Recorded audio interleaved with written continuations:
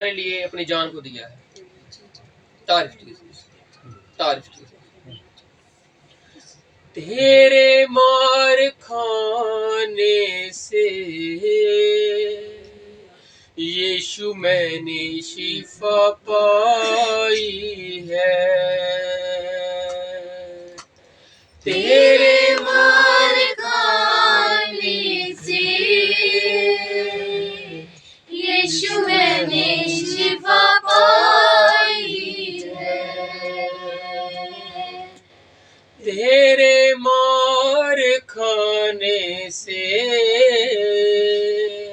यीशु मैंने शिफा पाई है। तेरे मार खाने से यीशु मैंने शिफा पाई है। तेरे खून बहाने से मिली मुझको रिहाई है। तेरे खून बहाने से मिली मुझको रिहाई है। मिली मुझको रिहाई है। मिली मुझको रिहाई है। प्यारे पिता प्रभु यीशु मसीह जी, हम फिर से प्रभु जी आपके ही चरणों में आते हैं, आपको ही नमन करते हैं पिता परमेश्वर, और हम आपकी हजूरी में आकर आपसे प्रभु जी वचन का प्रकाश मांगते हैं पिता परमेश्वर। तो खुद हमसे बातचीत कर पिता परमेश्वर, हर एक के कान का खतना कर दे पिता परमेश्वर, कि हर एक भाई बहन तेरे वचनों को अपने अंदर ले सके पिता परमेश्वर, और अंदर जाकर वो एक सोमा बन जाए, एक श्रोता बन जाए, और वो उमड़े, और वो ऐसा उमड़े कि तेरी बातें निकले प्रभु यीशु, तेरी गवाही निकले पिता। तू ऐसा कर प्रभु यीशु। पूरी मंडली को आज की इबादत को तेरे हाथों में सौंपते हैं, इस प्रार्थना को प्रभु यीशु मसीह के नाम से मांगते हैं, आमीन। Hallelujah, hallelujah. तो हम प्रभु का धन्यवाद करते हैं कि प्रभु आज हमें पहले उपवास में लेकर आया है, और धन्यवाद करते हैं उन भाई बहनों का जिन्होंने उपवास रखा है, क्योंकि प्रभु चाहता है ऐसा कीजिए आप, क्योंकि ऐसा करने से आपका शरीर तो थोड़ा सा कमजोर होगा, लेकिन आपकी आत्मा क्या हो जाएगी? तरोताजा हो जाएगी। हालेलुया। और उपवास रखने से रोटी छोड़ना ही है, और साथ में हमारे अंदर जो बुराइयां हैं, जो गुनाह है, हमें उनसे भी थोड़ा परे रहना है। हालेलुया। जो कि उपवास का असली मतलब है। और सचमुच प्रभु ने हमें ये मौका दिया, ये अवसर दिया। और चलिए कलाम में चलते हैं और देखते हैं कि प्रभु हमसे आज क्या बातचीत करता है। हम निकालते हैं यहोशू की किताब, नए नियम की किताब है यहोशू। यहोशू की हम एक चैप्टर और उसके 10-11 आयत को पढ़ते हैं। यहोशू पुराने नियम की किताब 262 नंबर। यहोशू पुराने नियम में ही है, पुराने नियम में 262 नंबर हिंदी का। ये पहले 4-5वीं किताब है ये यहोशू। यहोशू की किताब जो कि पुराने नियम की किताब है, उसका 1 अध्याय और उसकी 10 आयत को और 11 आयत को हम पढ़ेंगे। हाँ जी। तब यहोशू ने प्रजा के सरदारों को यह आज्ञा दी। यहोशू ने क्या किया? प्रजा के सरदारों को एक आज्ञा दी है। हालेलुया। और प्रभु की दया से 2 दिन के उपवास में, जो 3 दिन का उपवास है, इसमें 2 दिन प्रभु की दया से मैं ही आपको बताऊंगा वचनों में से, और हम इसी यहोशू की किताब में ही रहेंगे और इसी में से हम सीखेंगे। हालेलुया। और इसमें से देखेंगे कि 2-3 बातों में प्रभु हमसे कहना क्या चाहता है, और इस बात को याद रखना, क्योंकि ये हमारा जो कल का वचन होगा प्रभु की दया से, ये उससे अटैच होगी। लेकिन आज इसका ये क्या है? शुरुआत है। क्या लिखा? तब यहोशू ने प्रजा के सरदारों को ये आज्ञा दी, छावनी में इधर उधर जाकर प्रजा के लोगों को यह आज्ञा दो। यहोशू ने सरदारों को कहा, और सरदारों को क्या कहा? तुम जाओ आगे और तुम क्या करो? लोगों को आज्ञा दो इधर उधर जाकर। हालेलुया। अब धीरे धीरे समझना इसको, बात को, कि सरदार कौन होंगे और उसके आगे जो लोग जा रहे हैं वो क्या करना है। अब यहोशू लीड कर रहा है, कहने का मतलब यहोशू क्या कर रहा है, अब इजराइलियों की पहरवाई कर रहा है। अब मूसा के जाने के बाद यहोशू क्या बना हुआ है, उत्तराधिकारी मूसा के बाद। और मूसा के बाद इसको प्रभु ने कहा कि तू मत डर मत घबरा, जैसे मैं मूसा के साथ था वैसे ही मैं तेरे साथ भी रहूंगा। अब ये आज्ञाओं को पाकर, क्योंकि ये मूसा से सीखा हुआ है, मूसा के साथ रहा हुआ है, आज हम परमेश्वर प्रभु यीशु मसीह के साथ रह रहे हैं। हमने क्या सीखा और उसके बाद हमने क्या करना है। हालेलुया। मूसा के साथ इसने रहकर बहुत कुछ सीखा और अब ये क्या कर रहा है। हमने इतने सालों में प्रभु के साथ रहकर क्या सीखा, अब हम क्या कर रहे हैं। क्वेश्चन मार्क अब हमारे ऊपर भी उठेगा, हमारे ऊपर भी आएगा कि हम परमेश्वर के कलाम के लिए क्या कर पा रहे हैं। तो क्या कहा, सरदारों से कहा इधर उधर जाओ छावनी में और लोगों से ये आज्ञा दो लोगों को कि अपने अपने लिए भोजन तैयार कर रखो। क्या करो, अपने लिए खाने को इकट्ठा करके रखो।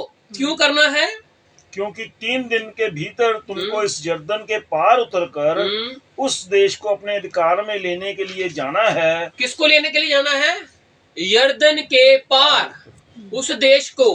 वो कौन सा देश है, जिसे तुम्हारा परमेश्वर यहोवा तुम्हारे अधिकार में देने वाला है। जिसको तुम्हारा परमेश्वर यहोवा क्या करने वाला है, तुम्हारे अधिकार में देने वाला है। हालेलुया। तो कितने दिन बचे हैं, 3 दिन बचे हैं इसमें। और उससे पहले क्या करना है, लोगों को बताना है। और उसके साथ क्या करना है, खाने को इकट्ठा करना है, तैयार करके रखना है कि हमने अब क्या करना है, बढ़ना है आगे। हालेलुया। क्योंकि 3 दिन के बाद हम यरदन पार करेंगे। यरदन अभी नहीं पार करेंगे, ये 3 दिन के बाद पार करना है। लेकिन उससे पहले कुछ बातें हैं, उससे पहले कुछ बातचीत है, समझ रहे बात को। और भोजन को तैयार रखना और 3 दिन का गैप। और किसको पार करना है, यरदन को पार करके किसमें जाना है, जो यहोवा हमारे अधिकार में जमीन करने वाला है उसमें जाना है। हालेलुया। और आप इसको चीज को समझना, ये जो यरदन दरिया है इसका जो मतलब है, इसको मौत भी कहा जाता है, यरदन को मौत भी कहा जाता है। और इस नदी में ऊपर से पानी गिरता है, ये ऊपर से जाकर नीचे तक जाकर ये डेड सी में सारा जाकर पानी मिलता है और इसका पानी ऊपर से बहाव से आता है।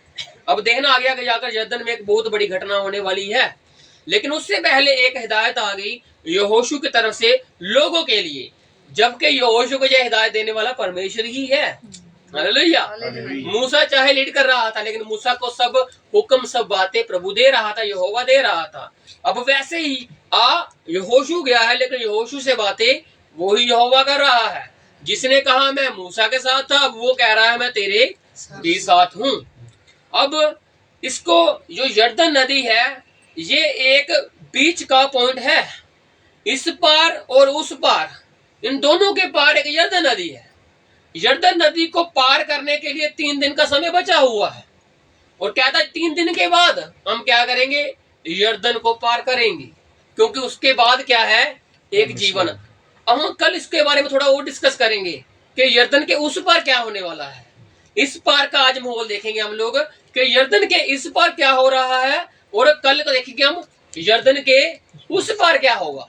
हालेलुया। इसलिए बड़े ध्यान से सुनना वचन को, थोड़ा समय लेंगे, ज्यादा समय नहीं लेंगे। यरदन के इस पार की बात है और यरदन के उस पार की बात है, लेकिन बीच में क्या है, यरदन दरिया है। एक मौत है, एक वो पानी है, पानी जीवन को भी दर्शाता है, लेकिन ये जो पानी है जो यरदन दरिया है, एक ये बीच का रास्ता है। बीच का रास्ता मानो कि इस पार का और उस पार का, उस पार जाने के लिए इसके बीच में से गुजरना पड़ेगा। हालेलुया। जैसे हमें भी जीवन पाने के लिए पहले मरना पड़ा, और जब हम मरे नहीं तब तक हमें जीवन प्राप्त नहीं हुआ। अब हमें मौत का डर है ही नहीं, क्यों, क्योंकि जीवन प्राप्त कर लिया, क्योंकि हमें मालूम है एक दिन छोड़ जाएगा जहान को। लेकिन तब तक जो कर्तव्य है वो कर रहे हैं, तब तक जो बातें हैं तब तक हम कर रहे हैं। सब बातें होंगी तब तक इंसान को कह ही नहीं सकता कि मैंने पूरे शरीर को छोड़ दिया है। ये तब नहीं छोड़ा जाएगा जब छुड़ाने वाला आएगा। हालेलुया। अभी वो बताने वाला है, तब वो छुड़ाने वाला बन जाएगा। समझ रहे हो, यरदन के पार की बातें और यरदन के इस पार की बातें, इस पार बताई जा रही है, उस पार छुड़ाई जाएंगी, उस पार आपको छुड़ाया जाएगा। अब हिदायत आ चुकी है कि सब लोग इकट्ठे हो जाओ, सब लोग तैयारी कर लो, भोजन को तैयार रखो, खाने को तैयार रखो, क्योंकि ये हमारे काम आएगा। आज भी यही समय है खाने को इकट्ठा करने। प्रभु खाना क्या है? प्रभु का वचन, प्रभु के कलाम को जितना इकट्ठा कर सकते हो कीजिए। अच्छी बातों को अडॉप्ट कीजिए, बुरी बातों को छोड़ दीजिए। इससे क्या होगा? आपको यर्दन के उस पार जाने में आसानी हो जाएगी। हालेलुया। और जब उस पार पहुंचोगे तब एक और हुक्म आएगा, तब एक बात और आने वाली है। लेकिन अब एक बात आई है कि यर्दन के इस पार तुम लोगों ने भोजन इकट्ठा करना है। 3 दिन के बाद हम उसको पार करेंगे। किसको? यर्दन को। और ये यहोशू है, इसका नाम बदला गया है। इसका नाम पहले क्या था? कोई बता सकता है? यहोशू का पहला नाम क्या था? हाँ जी, कोई बता सकते तो बताइए। इसका नाम पहले होशे था। अगर आप पढ़ना चाहते हो तो गिनती में आएगा। ये गिनती में जब भेदियों को भेजता है मूसा, 12 लोगों को भेजता है कनान का भेद लेने के लिए। उसमें ये यहोशू और कालेब भी होते हैं, ठीक है। और ये जो यहोशू होता है, इसको वो कहता है नून का पुत्र होशे, जिसको मूसा ने यहोशू कहा। समझ रहे हो? और होशे का मतलब होता है उसने बचाया, उसका मतलब होता है वो बचाता है, वह बचाता है। और यहोशू का मतलब है यहोवा बचाता है। समझ रहे हो? दोनों का मतलब में फर्क था कुछ। वो बचाता है, कौन बचाता है नाम नहीं है, लेकिन यहोशू के मतलब का मतलब है यहोवा बचाता है। हालेलुया। मूसा को क्या कहा गया? तू छोटा खुदा है। इजराइलियों को इसने मिस्र से निकाला और इसको प्रभु ने एक टाइटल दिया कि तू छोटा खुदा है, जो क्या करेगा? मेरे लोगों को छुड़ाएगा। तू एक छोटा खुदा बन के काम करेगा, तेरे पास सब अधिकार हो जाएंगे। इसलिए आज तक इजरायली मूसा की ही सुनते हैं, उसी की ही मानते हैं। उसके बाद यहोशू आया, इसकी नहीं मानी किसी ने। कहने का मतलब आज यहोशू का एक रुतबा है, लेकिन जितना मूसा का था उतनी इसकी बात वहां पर नहीं चलती, क्योंकि जितना उसको छुड़ाने वाला था वो कौन था? मूसा था। अब यहोशू को एक पदवी मिली है। क्या मिली है? कि अब इसने ही कहां लेकर जाना है? कनान देश में लेके जाना है। मूसा का जितना काम था उसने उतना कर दिया। 120 वर्ष के बाद मूसा चला जाता है, उसको पहाड़ के ऊपर दिखाया जाता है, ये देश तू देख ले यहीं से, इसके बाद तेरा उत्तराधिकारी यहोशू काम करेगा, वो चलेगा। और यहोशू डर रहा था, यहोशू घबरा रहा था, लेकिन परमेश्वर ने कहा यहोशू मत डर, तेरा मन कच्चा ना हो, मैं तेरा परमेश्वर हूं। मैं मूसा के साथ भी था, मैं तेरे साथ भी हूँ। आज वही यहोशू वाला मूसा वाला परमेश्वर हमें कहता है। हमारा मन कच्चा हो जाता है, हम डर जाते हैं, घबरा जाते हैं। वही परमेश्वर फिर हमारे कांधे पर हाथ रख के कहता है मत डर, मत घबरा, मैं यहोशू का भी परमेश्वर हूँ, मैं मूसा का भी हूँ, मैं अब्राहम, इसहाक, याकूब का था, आज मैं तुम्हारा भी परमेश्वर हूँ। हालेलुया। आज वो हमारा परमेश्वर है। इसे डरने घबराने की बात नहीं है, क्योंकि यर्दन के इस पार की बातें अलग हैं और यर्दन के उस पार की बातें अलग होने वाली हैं। हाँ जी, पढ़ते हैं। अब पढ़ते हैं हम लोग इसी यहोशू में रहते हैं। तीन चैप्टर निकालते हैं और 3 की 1 से 5 तक पढ़ते हैं। पूरा नहीं पढ़ाऊंगा, क्योंकि आप काफी इन वचनों को जानते हो। इसका सिर्फ एक टाइटल बता के ही आपको पता लग जाएगा कि इसमें बात क्या चल रही है। 3 उसका 1 से 5। यहोशू सवेरे उठा, हाँ जी, और सब इजराइलियों को साथ ले। जब वो एक आज्ञा देता है कि यर्दन के हमने पार जाना है, 3 दिन लगेंगे, क्योंकि यहोवा उस पार का इलाका हमें दे रहा है, क्योंकि उस इलाके देने के वादा उसने हमसे किया हुआ है।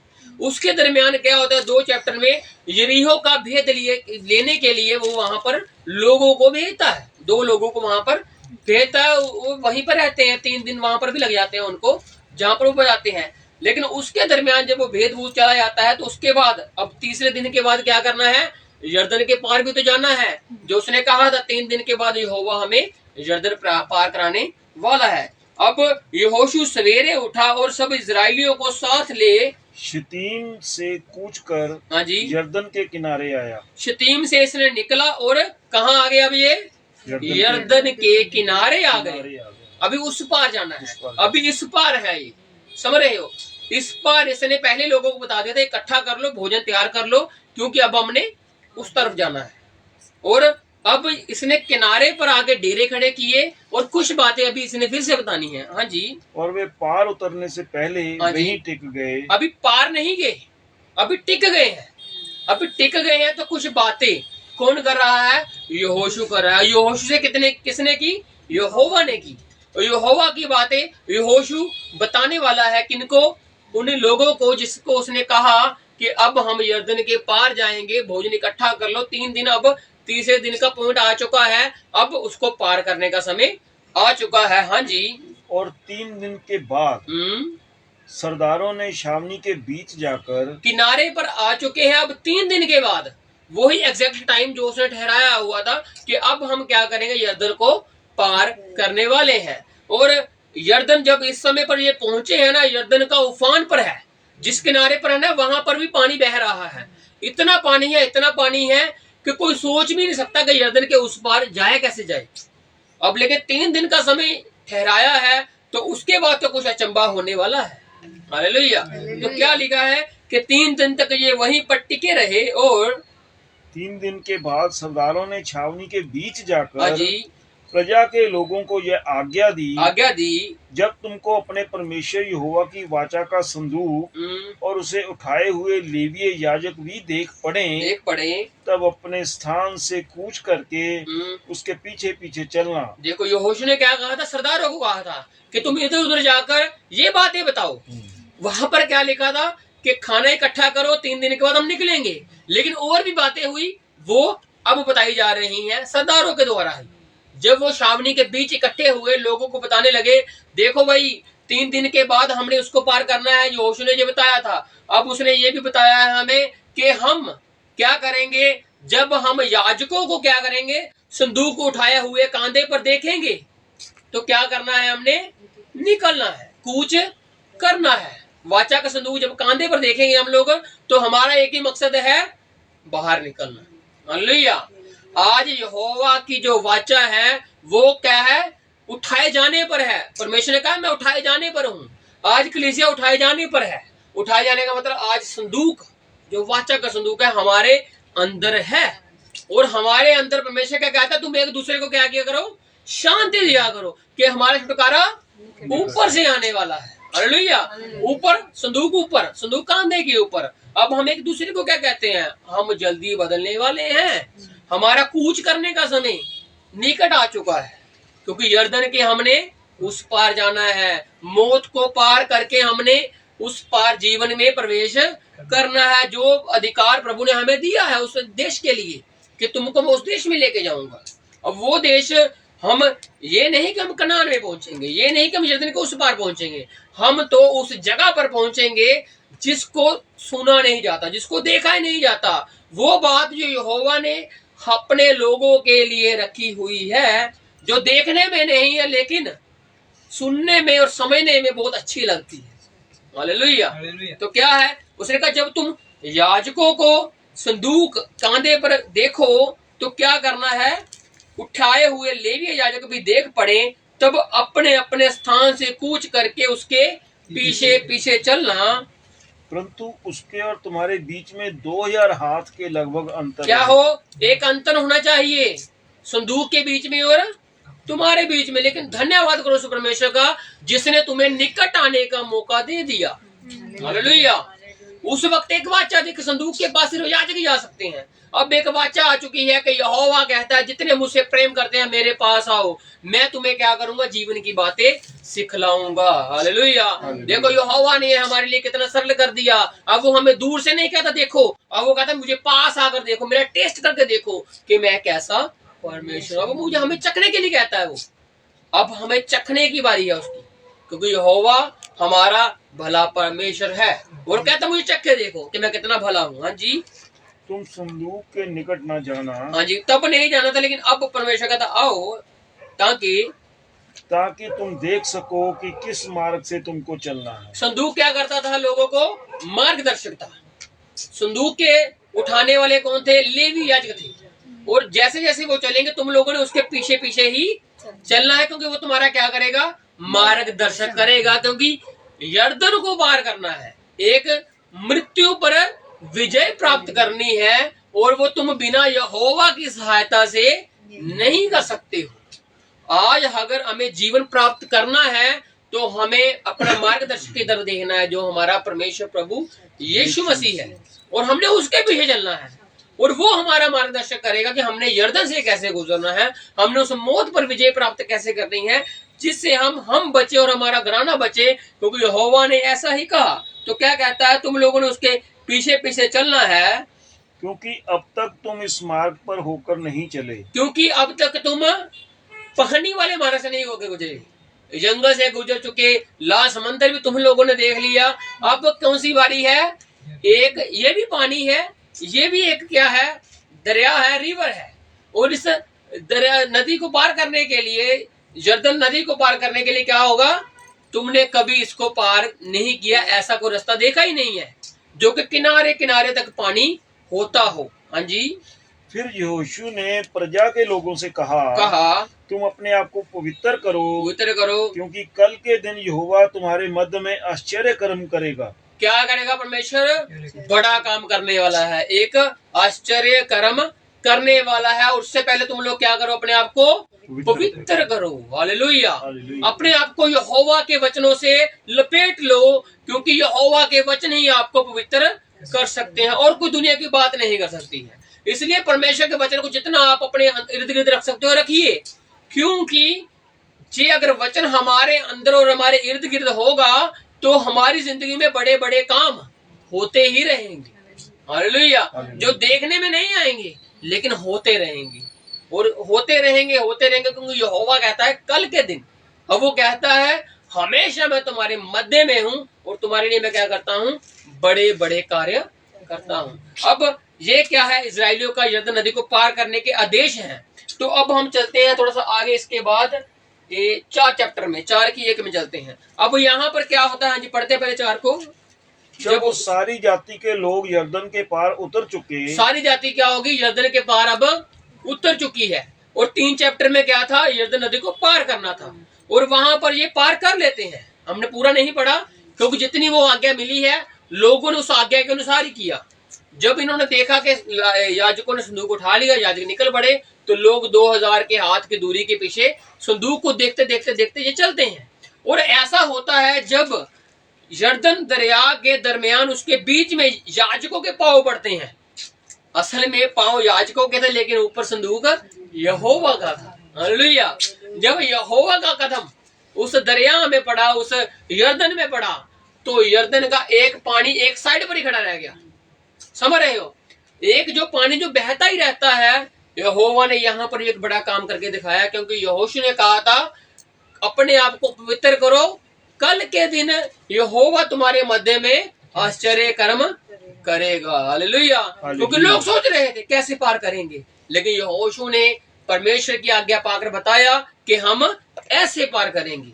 और जब इनके पांव उसमें पड़े तो दरिया एक साइड पर ही एक जगह पर टिक जाता है, वहीं पर स्टक हो जाता है और पानी इधर उधर जाता ही नहीं है, जगह सूख जाती है, क्योंकि नीचे वाला पानी नीचे बह जाता है और जो पीछे से आता है वो वहीं पर स्टक हो जाता है और दरिया पूरा सूख जाता है। और जहां पर लिखा है जब सारी मंडली पार कर चुकी, पहले याजकों ने, याजक लेकिन बाहर नहीं निकले, जो पढ़ोगे ना उसको पूरा, याजक उसके बीच में खड़े रहे संदूक को लेके, जब तक पूरी मंडली बाहर नहीं चलेगी तब तक याजक बाहर नहीं आए। हालेलुया। यहोवा परमेश्वर प्रभु यीशु मसीह आपको जीवन देने के लिए आपको अभी तक वो कह रहा है मेरे पास आओ मैं तुम्हें जीवन दूंगा, मेरे पास आओ तुम्हें मैं मौत की वादियों से बाहर निकाल लूंगा। क्यों? क्योंकि वो अभी तक वहां पर खड़कर आपकी क्या कर रहा है? प्रोटेक्शन आपको बचा रहा है। किसमें? मौत की वादियों में खड़कर वो आपका छुटकारा दे रहा है। तो अब क्या हुआ? जब उस सारी जाति के लोग यरदन को पार कर चुके, उतर चुके, तब यहोवा ने यहोशू से कहा, फिर एक आज्ञा और आई, किसकी तरफ से? यहोवा की तरफ से। हाँ जी। प्रजा में से 12 पुरुष अर्थात गोत्र पीछे एक एक पुरुष को चुनकर यह आज्ञा दे। क्या करना है? प्रजा के 12 पुरुषों को चुनो। 12 गोत्र थे ना इस्राएल के, तो उसने क्या कहा? 12 गोत्रों को चुनो। अब 12 गोत्रों को चुनना है तो यहोशू भी तो उसमें एक गोत्र है, समझ रहे हो? लेकिन यहोशू एप्रैमी है, इसका गोत्र क्या है? एप्रैम का गोत्र है, ये एप्रैमी है। ये किसका बेटा होगा फिर? ये किसका बेटा होगा फिर? ये एप्रैमी यूसुफ के घराने का बेटा है। ये समझ रहे हो? ये यूसुफ के घराने का बेटा है एप्रैम। एप्रैम और मनश्शे, एप्रैम और मनश्शे 2 बेटे थे। तो अब ये क्या कर रहा है? 12 गोत्रों को इकट्ठे करना है। इसने किसने कहा है कि यहोवा ने कहा 12 लोगों को इकट्ठा करो और उनका एक एक पुरुष जो मोटी है, जो मोहरी है, उनको आगे लेकर आओ। और क्या आज्ञा दी?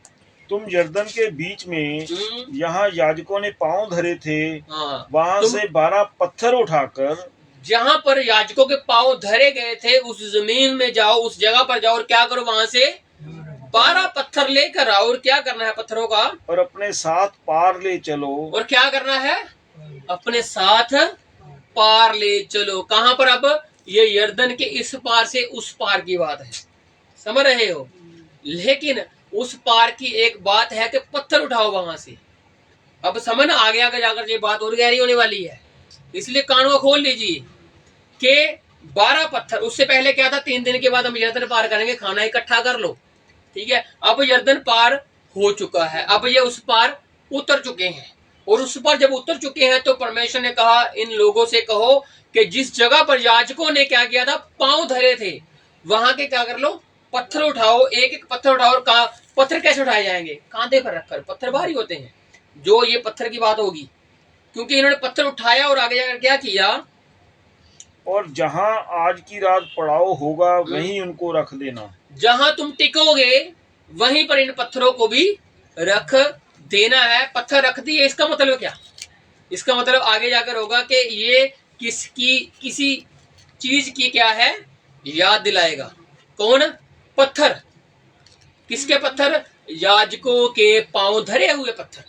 हालेलुया। और याद रखना, नए नियम में प्रभु ने पत्थर किसको कहा? नए नियम में प्रभु ने कलीसिया बनाने के लिए क्या कहा? हालेलुया। और जो उस मूर्ति पर जो नबूकदनेस्सर ने देखी, उसके पांव पर आके कौन सा चीज लगती है आकर? जो किसी धात की नहीं होती, लेकिन वो क्या होता है? पत्थर, जो कि अपने आप निकल पड़ा। और उसने क्या किया? मूर्ति को तहस नहस कर डाला, सारे देशों को तहस नहस कर डाला। हाँ जी। और क्या लिखा है?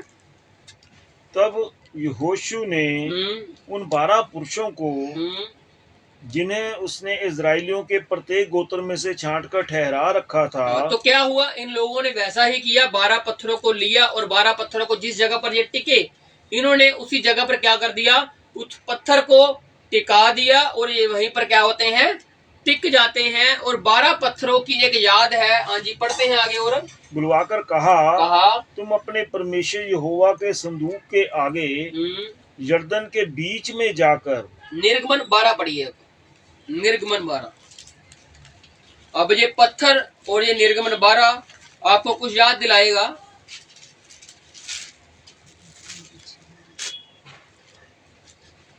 तो पहला निर्गमन दूसरी किताब है ये, कैसे नंबर पे? निर्गमन 12। और पत्थरों के तरफ वापस चलेंगे हम लोग। 12 की 1 से पढ़ेंगे और उसमें से कुछ बात लेकर हम फिर से उसमें चलेंगे वापस। फिर यहोवा ने मिस्र देश में मूसा और हारून से कहा। फिर प्रभु ने क्या कहा मिस्र देश में? हाँ जी, यह महीना तुम लोगों के लिए आरंभ का ठहरे। ये महीना कौन सा हो? आरंभ का महीना हो। आपने क्या बात की थी शुरुआत में कि यरदन के इस पार और यरदन के उस पार की बातें अलग होने वाली हैं।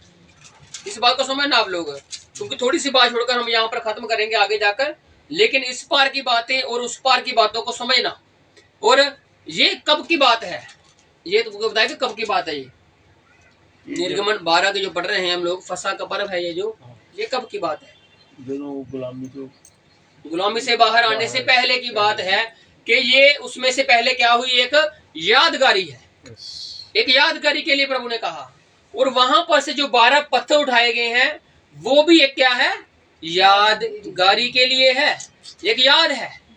और वो कौन सी याद है और ये कौन सी याद है? दोनों याद बराबर सेट बैठेगी, क्योंकि यरदन के उस पार यही महीना आ गया है। जब पढ़ेंगे ना तो यरदन के उस पार जाकर यही महीना चल रहा है। और क्या लिखा है? फिर यहोवा ने मिस्र देश में मूसा और हारून से कहा ये महीना तुम लोगों के लिए आरंभ का ठहरे। यहां से प्रभु ने क्या कर दिया? इनके लिए महीना पहला बना दिया। हालेलुया। मिस्र की 430 साल की गुलामी के लगभग वो भूल चुके थे क्या दिन क्या महीना। वो मिस्र के ही चीजों को मान रहे थे, मिस्र की चीजों को ही जान रहे थे। अब यहोवा ने जब उनको गुलामी से बाहर निकाला, उस मौत से बाहर निकाला, तो उनके लिए नई आज्ञाएं आ गई। अभी निकले नहीं है, लेकिन उससे पहले क्या आ चुकी हैं, आज्ञा आ चुकी हैं कि ये महीना जिसमें तुम निकल रहे हो, ये महीना तुम्हारे लिए पहला महीना हो। और उसके पहले महीने में करना क्या है, अर्थात वर्ष का पहला महीना यही ठहरे, ये साल का पहला महीना यही ठहरेगा। इजराइल की सारी मंडली से इस प्रकार कहो। अब क्या करो, इजराइल की सारी मंडली से, जैसे यहोशू ने कहा सारी इजराइल की मंडली से 12 लोगों को कहा, और 12 लोग पूरे इजराइल ही है। उसने कहा इन लोगों से क्या, 12 पत्थर निकालो और वहां पर लेकर इकट्ठे कर दो जहां पर तुम बैठोगे, खड़े होवोगे। और यहाँ पर क्या है कि इजराइल ने सारी मंडली से कहा, इसी महीने के 10वें दिन को तुम अपने अपने पितरों के घरानों के अनुसार, हाँ जी, घराने पीछे एक एक मेमना ले रखो। क्या करना है, ये वर्ष का पहला महीना होगा और साथ में 10वें दिन, पहला महीना ये तुम्हारे लिए, और 10वें दिन तुम लोगों ने क्या करना है, एक एक मेमना लेना है।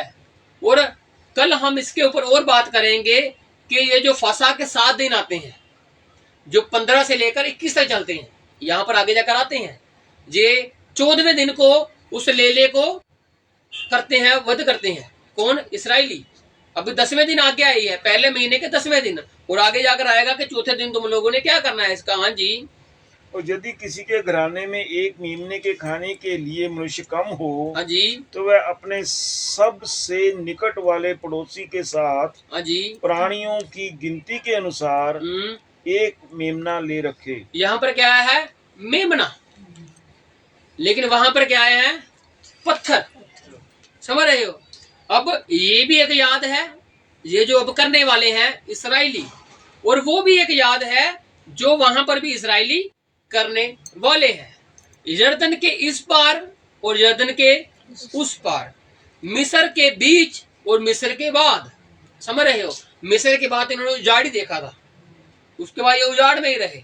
कितने लोगों से झगड़ते हैं, कितने लोगों से झगड़ा इनका होता है, क्या क्या रास्ते में रुकावटें नहीं आती। मूसा के ऊपर ही लोग कितने कितने बोलने लग जाते हैं, लेकिन मूसा का काम था यहोवा की आज्ञा इनको देना। ठीक है, क्यों, क्योंकि ये मौत के बाद उजाड़ की बातें थी। और उजाड़ क्या होता है, उजाड़ भी एक किस्म का वही होता है, मौत के बीच में चलना। उजाड़ मुश्किलों को दर्शाता है, मुसीबतों को दर्शाता है, लेकिन यरदन के उस पार एक जीवन की बातें चलती हैं, यही बातें चलती हैं, लेकिन उसमें एक बात और ऐड हो जाती है, यरदन के उस पार। और यहाँ पर क्या हुआ, महीने के जो तुम्हारे लिए वर्ष का पहला महीना हो, उसमें 10वें दिन तुम लोगों ने क्या करना है, एक एक मेमना लेना है। लेकिन जो फसा स्टार्ट होता है इनका, ये 15 से लेकर 21 तक चलता है। 15 की शाम को 21 की शाम तक टोटल 7 दिन बनते हैं, ऐसे करके इनके, क्योंकि फसा का दिन 7 दिन का होता है। और उन 7 दिनों में इनकी विधियां हैं, ये उनमें क्या क्या करते हैं। एक में ये प्रार्थना, पहले दिन प्रार्थना करते हैं पवित्र होकर, और 7वें दिन ये पवित्र होकर प्रार्थना करते हैं। और दूसरे, तीसरे, चौथे, 5वें दिन, 6ठे दिन तक ये क्या करते हैं, प्रभु की हुजूरी में उन विधियों को अपनाते हैं। पहले तो ये अपने घर में से अखमीर ही हटा देते हैं, क्योंकि ये अखमीरी रोटी का पर्व था। और ये इनके लिए याद थी कि तुम लोग जब ऐसे अगर से निकले हो तो कैसे दुख मुसीबतों से निकले हो। वो रोटी जो होती है बिना अखमीर की होती है, पतली जो होती है और बिल्कुल हार्ड होती है। इनको याद दिलाती है कि हम लोग कैसे उस गुलामी से बाहर आए, और उनकी याद के लिए होती है अखमीरी रोटी का पर्व। और उसके बाद ये उस विधियों को अपनाते हैं। 7 दिन ऐसे ही चलता है। इसको 7 दिन को हम कल इसके ऊपर और चर्चा करेंगे कि 7 दिन में चर्चा क्या चलती है। अभी क्या है, ये उजाड़ में जा रहे हैं, लेकिन इसके दरमियान अभी ये निकले नहीं, लेकिन इसके साथ एक बड़ा आश्चर्यकर्म होता है। इस फसा के पर्व में जो अभी हम करते हैं, प्रभु भोज करते हैं, ये एक फसा के पर्व का ही निशानी है कि हम भी याद करते हैं, एक चीज को हम भी याद करते हैं। किसको, गुलामी को भी करते हैं, और साथ में हमारी गुलामी से आजादी को भी करते हैं, प्रभु की मृत्यु को भी करते हैं, और मृत्यु से जीवन को भी करते हैं, प्रभु का मरना भी करते हैं, और प्रभु का जी उठना भी याद करते हैं। हालेलुया। क्योंकि हमें उजाड़ में ले जाया गया, और साथ में हम यरदन के इस पार हैं। अब जब प्रभु हमें वहां से लेकर गया, तो उसके बीच में यही प्रभु यीशु मसीह है जो हमारे लिए फसा का मेमना बन जाते हैं। जो विधि है, जो श्राप जो हमारे ऊपर लानते, जो कितना कुछ हमारे ऊपर चल रहा था, वो सब परमेश्वर प्रभु यीशु मसीह ने अपने ऊपर ले लिया। किसके लिए, हमें कुछ याद दिलाने के लिए। जैसे इस जगह पर यहोवा मूसा के द्वारा इजराइलियों को कुछ याद दिला रहा है, और यहोशू के द्वारा यहोवा इजराइलियों को कुछ याद दिला रहा है। वहीं पर परमेश्वर प्रभु यीशु मसीह अपनी मौत के द्वारा हमें भी कुछ याद दिलाते हैं। किसमें? प्रभु भोज में। हालेलुया। इसलिए उसने कहा उस रात को स्मरण करना जिस रात में मैं पकड़वाया गया था। और संत पौलुस कहता है ये बात मुझे प्रभु से पहुंची। कौन सी? कि प्रभु उस रात पकड़वाया गया, उसने रोटी ली, उसने दाख रस लिया और अपने चेलों को कहा याद रखो इस चीज को। हालेलुया। यहाँ पर मेमना, वहां पर पत्थर और वहां पर प्रभु की याद। हालेलुया। ये सब कनेक्शन है। और आगे जाकर जो 7 बातें हैं उसका भी कनेक्शन आएगा आगे जाकर। और वापस चलते हैं पत्थरों की तरफ। हाँ जी, यहोशू 4 वहां पर कुछ बात देखते हैं हम लोग। स्मृति के 12 पत्थर हैं ये। हाँ जी, तुम यर्दन के बीच में यहाँ याजकों ने पांव धरे थे। इसकी हम पढ़ते हैं 4:19। और अब यहाँ पर हमने देख लिया कि पत्थर इन्होंने निकाले और इन्होंने पत्थर वहां पर रख लिए। और अब ये बात फसा के साथ कैसे जुड़ती है 4:19 ये बताएगी। क्यों? क्योंकि 3 दिन का कुछ इंपोर्टेंस थी जो उसने यहोशू ने 1 की 11, 10, 11 में बताया ना। क्या बताया? कि सभी को बता दो भाई, क्योंकि कुछ संस्मरण आ गया। उसको एक चीज याद आई। किस चीज की याद आई? कि भाई 3 दिन के बाद तो हमारा वो साल का पहला महीना शुरू होने वाला है। समझ रहे हो? उसने याद दिलाया कि इस पार करना है, क्योंकि इस पार हम जो नहीं कर पाए उस पार जाकर वो करेंगे। हालेलुया। और उस पार जाकर एक चीज बंद हो जाएगी। उस चीज का बड़ी गौर करना आप कि यर्दन के उस पार जाकर एक चीज बंद होने वाली है। क्यों? क्योंकि उस पार की बातें ही अलग है। यीशु मसीह की जो जीवन की बात है उसकी बातें ही अलग है। हालेलुया। उसमें कुछ शराब का हिस्सा नहीं है, उसमें कोई मौत की बातें नहीं है, उसमें लानतों की बातें नहीं है। उसमें बातें क्या है? जीवन की ही बातें हैं। हालेलुया। उसमें हम गुलामी की बातें नहीं कर सकते कि आज हम गुलामी में हैं, हम ये है। क्यों? क्योंकि यर्दन के पार जो इंसान जा चुका है, जिसने मौत को जीत प्राप्त कर ली है प्रभु यीशु मसीह के वसीले से, अब वो मौत की बातें कर ही नहीं सकता। अब वो मौत का गुलाम रह ही नहीं सकता अब, क्योंकि वो चीज खत्म हो गई है। और यहोवा ने हमें उस पर विजयी प्राप्त करवाई है। और क्या लिखा है? हाँ जी, उसने कहा 3 दिन हमारे रह गए हैं वहां पर पार करने के लिए। और इसकी 4:19 पढ़ते हैं।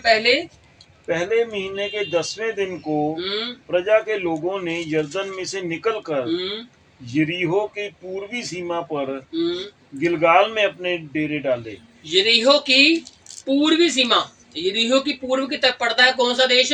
गिलगाल। और वहां पर इन्होंने क्या कर दिए हैं?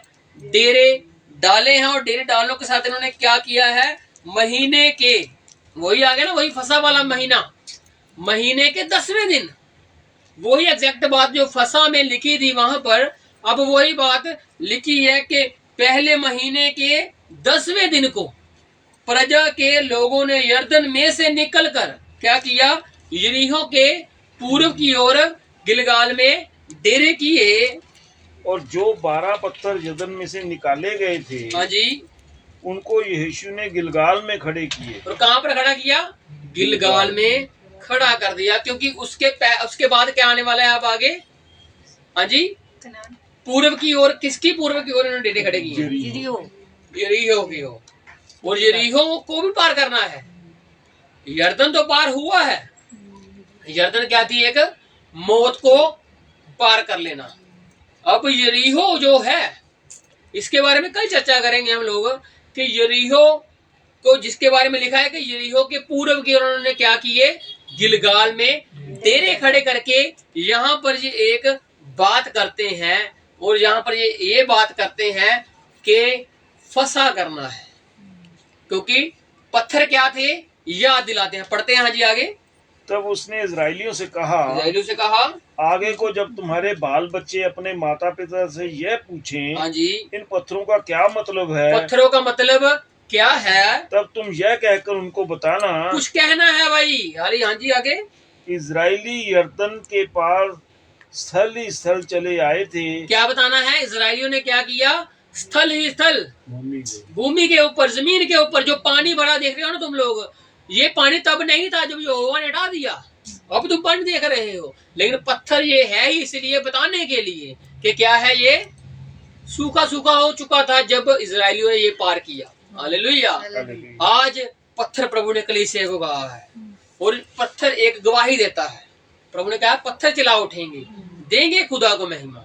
समझ रहे हो, आज प्रभु ने कहा इस पत्थर के ऊपर मैं अपनी कलीसिया बनाऊंगा, जीवते परमेश्वर के ऊपर अपनी कलीसिया बनाऊंगा। और वो प्रभु वो हमें याद दिलाता है कि हम कैसे गुलामी से बाहर आए हैं। जब हमसे बच्चे पूछते हैं, जब हमसे कोई पूछता है ये पत्थर असल में है क्या, ये गवाही है। वो जो वहां पर उन्होंने लेला खाया, वो लेला क्या था, वो गवाही थी उनकी कि लेला क्यों खाते हैं हम लोग। आज भी इजरायली जब लेला खाते हैं तो वो याद करते हैं मिस्र को कि हम मिस्र से निकले हैं भाई। ऐसे नहीं हम यहाँ पर पहुंच गए, ऐसे नहीं हमने ये देश हासिल कर लिया, इसके पीछे बहुत कुर्बानी है हमारे बाप दादों ने की है। ऐसे नहीं हम जगह इस जगह पर बैठे हुए। आज अगर मसीह लोगों इस जगह पर आराम से चैन से बैठे हैं तो इसके पीछे बहुत कुर्बानियां हुई हैं, जिसकी वजह से आज हम चैन से बैठ पा रहे हैं। समझ रहे हो, अगर उस समय में हम लोग होते तो पता नहीं कैसे कैसे काटे जाते, कैसे कैसे छाटे जाते। आज भी ऐसे हो रहा है, लेकिन इतना ज्यादा नहीं हो रहा। प्रभु की दया आई है इसमें, लेकिन जब होगा तो प्रभु ने हमें पहले से ही बताया हुआ है कि जिन्होंने मुझे नहीं छोड़ा ये तुम्हें भी नहीं छोड़ने वाले। प्रभु ने सब याद दिलाकर ही आपको युद्ध में खड़ा किया है। समझ रहे हो, क्योंकि यरीहो में जो जाएंगे ना लोग, वो बहुत देखना आगे जब कल पढ़ेंगे ना हम लोग, तब आपको क्लियर होगा कि यरीहो में लोग जाने कौन वाले हैं। प्रभु एक स्पेसिफिक, एक स्पेशल कैरेक्टर का नाम बताता है कि यरीहो के आगे चारों ओर कौन खड़ेंगे। समझ रहे हो, क्यों? क्योंकि अगर परमेश्वर ने आपको खड़ा किया है तो उसके पीछे परमेश्वर की एक प्लानिंग है कि मैंने तुम लोगों को ऐसे नहीं खड़ा कर दिया। गिदोन के समय 32,000 लोग आ चुके थे कि हम जाएंगे हम जाएंगे हम जाएंगे, लेकिन यहोवा ने कहा इनसे पूछ लो भाई, जिसको डर लगता है वापस निकल जाओ। तो उसमें से कितने निकल गए? 22,000 पांव पांव पीछे निकल गए, क्योंकि डर रहे थे। उसके बाद उसने कहा अभी भी पूछ लो, अभी भी मौका है। जिसको डर है, जिसको घबराहट है, जिसको परिवार की चिंता कुछ भी है, वो चला जा सकता है। 97 निकल गए, 300 रह गए जो क्या थे, प्रॉपर योद्धा। हालेलुया। आज आप एक योद्धा हो, और आप योद्धा हो तो आपको प्रभु ने खड़ा किया है हर एक परिस्थिति के सामने खड़ा होने के लिए। समझ इस बात को, क्योंकि यरीहो की जो दीवार आने वाली है उसको पार करने के लिए आपका बहुत बल लगने वाला है, बहुत जोर लगने वाला है। वो ऐसे नहीं पार होने वाली, उसके लिए बहुत तशद्दुद होंगी, उसके लिए बहुत मेहनत लगेगी। आज हम जिस जीवन की बात करते हैं उस जीवन को प्राप्त करने के लिए बहुत मेहनत करनी पड़ेगी। हालेलुया। तो क्या हुआ है? हाँ जी, उसने कहा कि तुम अपने बच्चों को याद दिलाना। क्यों? क्योंकि ये गवाही है। आज हमारे जीवन में परमेश्वर ने एक गवाही रखी हुई है। उसने कहा तुम कलीसिया हो, तुम परमेश्वर का मंदिर हो। अगर हम मंदिर है तो मंदिर की एक गवाही है। क्या गवाही है? कि हम जीवते परमेश्वर के पुत्र पर विश्वास करते हैं, प्रभु यीशु मसीह के ऊपर, जिसने हमारे लिए जान दी, जो हमारे लिए जी उठा, जो हमारे लिए फसा का लीला बना, जिसकी वजह से हम ये प्रभु भोज कर रहे हैं। हालेलुया। क्योंकि प्रभु भोज के दिन चल रहे हैं। 2 दिन के बाद हम प्रभु भोज करेंगे, लेकिन उससे पहले जो हम करेंगे उसका महत्व भी तो होना चाहिए। समझ रहे हो? अगर वो वहां पर फंसा हो तो उसका महत्व था। यहाँ पर 12 पत्थर छांट कर एक गवाही रखेगी तो मकसद है। और जब नए नियम में प्रभु यीशु मसीह फंसा की बात करते हैं कि 2 दिन रह चुके हैं, तो वहां पर भी एक महत्व था। क्यों? क्योंकि उसके बाद एक बहुत बड़ी घटना होने वाली थी, सलीब, एक बहुत बड़ी दीवार जिसको प्रभु ढह कर आगे निकलना था। और यर्दन तो पार हो चुकी है, अब आगे एक दीवार आड़े आएगी, और उस दीवार के बारे में हम कल जानेंगे, यरीहो के बारे में हम कल जानेंगे। लेकिन यहाँ पर वो कहता है कि अपने बच्चों को ये बात बताना कि ये पत्थर असल में है क्या, इसकी गवाही है क्या। हाँ जी, क्योंकि जैसे तुम्हारे परमेश्वर यहोवा ने लाल समुद्र को हमारे पार हो जाने तक हमारे सामने से हटाकर सुखा रखा था। अकेला यर्दन की बात नहीं होगी, साथ में लाल समुद्र की भी बात होगी। समझ रहे हो? प्रभु भोज में फसा की भी बात होगी, प्रभु भोज में ये 12 पत्थरों की बात होगी। समझ रहे हो? वो लाल समुद्र, ये यर्दन, वो फसा का पर्व, ये 12 पत्थर, और ये सब कनेक्शन क्या है? प्रभु भोज का कनेक्शन है। क्योंकि फसा में गया था पहले महीने के 10वें दिन। यहाँ पर भी 3 दिन के बाद पहला महीना ही आना था, और 10वें दिन को इन्होंने बहुत इंपॉर्टेंट काम करना था। और उस इंपॉर्टेंट काम से पहले जब हम 5 चैप्टर में जाएंगे ना, कल जाएंगे, कि 5 चैप्टर में एक हिदायत आती है कि तुम क्या करो अब। और 5 के बाद 6ठे में वही जाने वाले हैं जिस जगह पर यरीहो की दीवारें गिरने वाली है। लेकिन 5 में कुछ अचंबा होगा, 5 में कुछ अलग बात होगी, क्योंकि कहा था ना यरदन के इस पार की बात है, यरदन के उस पार की बात है, दोनों में क्या है, अलग अलग अंतर है। और क्या हुआ, उन्होंने कहा जैसे यहोवा ने हमें लाल समंदर से भी बाहर निकाला था, वैसे ही यरदन का जल भी तुम्हारे पार हो जाने तक तुम्हारे सामने से हटाकर सुखा रखा। वैसे ही सुखा रखा था उसने, जैसे ये अपना यरदन का जल सुखा रखा, वैसे उसने लाल समंदर भी सुखा रखा था, इसलिए कि पृथ्वी के सब देशों के लोग जान लें। इसलिए हालेलुया, प्रभु का मरना, प्रभु का जी उठना इसलिए हुआ कि सब पृथ्वी के लोग, प्रभु ने कहा मैं जगत के लिए अपनी जान देने आया हूँ। हालेलुया। और जो यूहन्ना बपतिस्मा देने वाला, वो कहाँ पर बपतिस्मा देता है? हाँ जी, यरदन में देख रहा है, क्योंकि लोग यरदन से उस पार जीवन को प्रवेश करके जा रहे थे, मृत्यु को जीवन में प्रवेश करके जा रहे थे। और यरदन के उस पार और इस पार क्या था? उस पार क्या था? उजाड़। लेकिन इस पार क्या था? जीवन। वो कल देखेंगे जीवन कैसे था। आज बस इतना है कि वहां पर उजाड़ था, और वहां पर जाकर एक चीज बंद हो जाती है। आपको एक हिंट दूंगा, आप थोड़ा सर्च करना कि वो चीज क्यों हुई।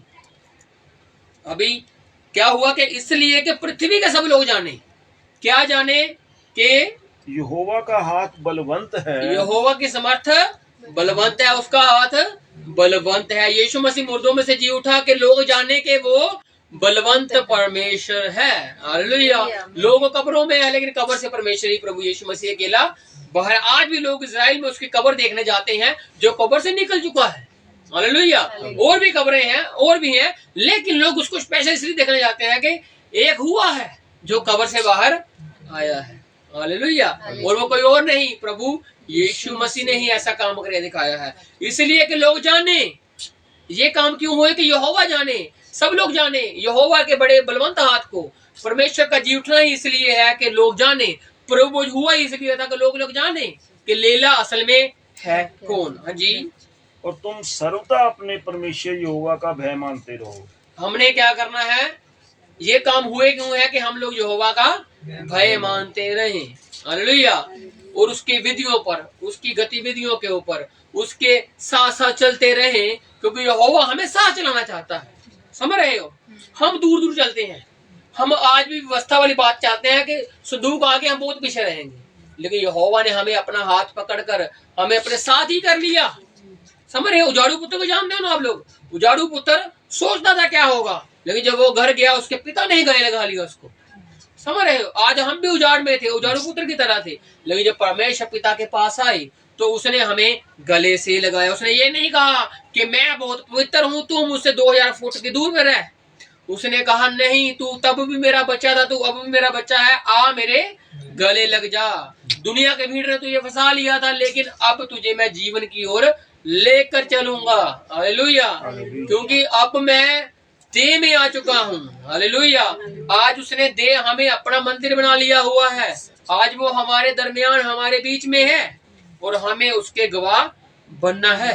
हालेलुया। और एक बात याद रखना कि जब ये यरदन के इस पार आ जाते हैं, इन्होंने फंसा किया है, ये फंसा करेंगे, लेकिन इनका मन्ना बंद हो जाता है। जो ऊपर से मन्ना आता था ना इनके लिए, वो बंद हो जाता था। अब इसके बारे में कल चर्चा करेंगे कि वो मन्ना बंद क्यों हो जाता था। कल यरीहो के बारे में चर्चा करेंगे, क्योंकि यरीहो के पूर्व की ओर गिलगाल में इन्होंने क्या किए हैं? अपने डेरे खड़े कर कर वहां पर फंसा बना रहे हैं।